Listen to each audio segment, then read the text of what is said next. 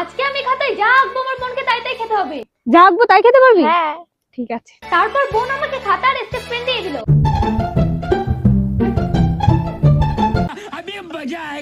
এনে ঘাস খেতে হবে? হ্যাঁ, তুই তো বলেছিস আমি যা আঁকবো তুই তাই খাবি।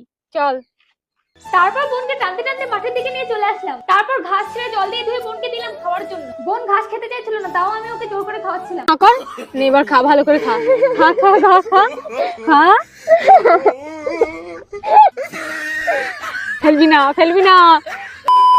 আমি ছাগল নাকি তুই আমার জন্য ঘাস পাতা এসব আঁকছিস? কেন, তুই তো বলেছিস আমি যা আঁকবো তুই তাই খাবি। তাই বললে সব? অবশ্যই, যা আঁকবো তাই খেতে হবে। দে হাতে দে।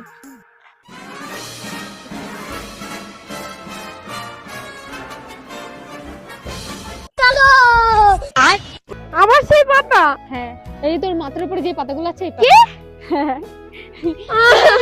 না, আমি পেরে দিচ্ছি। তারপর লাফ দিয়ে পাতা পেরে বোনকে দিলাম খাওয়ার জন্য। বোন অনেক কষ্ট করে পাতাগুলো খাচ্ছিল। ভিডিওটি ভালো লেগে থাকলে লাইক, কমেন্ট, সাবস্ক্রাইব। টাটা।